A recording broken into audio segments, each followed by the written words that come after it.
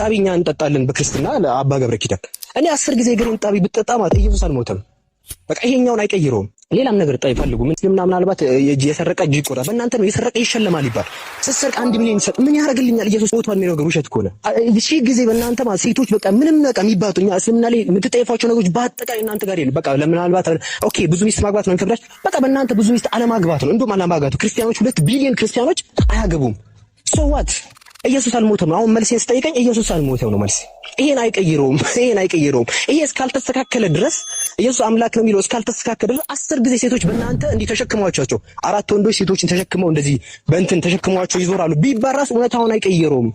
በእስልምና ይሄ ያለ፣ በክርስትና ይሄ ያለ፣ በእስልምና ይሄ ያለ እዳዝም ማተር በጣም 0.0001% አይቀይረውም። ጳውሎስ እኮ ለዛ ነው ጭንቅላት እኮ አለው ጳውሎስ አለ እኮ ኢየሱስ ሞቶ ካልተነሳ ስብከታችን ባዶ ነው አለ። በቃ ሺህ ጊዜ ቢያምር ራሱ ኢትስ ኦቨር አልቋል አለ። ለዛ ነው ሱረቱ ኒሳ ምዕራፍ 4 ቁጥር 157 ላይ ኢስላም ዘግቶት ባዶ ነው ብሎ ኢስላም ዘግቶላቸዋል። መጀመሪያ ባዶነቱን አጥሩ እስኪ መጀመሪያ እና ኦኬ ይመጣና አንዱ ይመጣል። ኦኬ ወይ አብዱከን በስልምና እኮ እናንተ ጋር ሴቶች ተጨቁነዋል። በዚህ እናወራ ለምን ማወራው ነው? በቃ እናንተ ጋር ኦኬ እናንተ ጋር ተጨቁኑ እኛ ጋር ተጨቁነዋል። እኔ ግን ገብቼ ማወራ ምንድነው ኢየሱስ አምላክ አይደል? እሺ እዚህ ጋር ስናወራ ኢየሱስ አትሰቀል። ይሄን አይቀይረውም።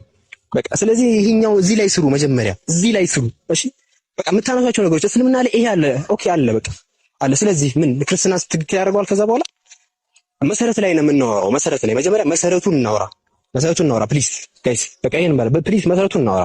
ግን ምናምን ያልተማረ ሙስሊም ብቻ ነው ከዞርበት በእናንተ ንግግር እኛ ጋር ነው። አሁን መጨረሻ አሁን አንድ መጣ ነብዩ መሐመድና አይሻ እኮ እንደዚህ ተጋቡ። ስለዚህ እኛ ጋር እኮ አንድ ሴት ኦኬ በቃ እናንተ ጋር ሴት የምታግቡ 93 ዓመቱ ላይ ነው።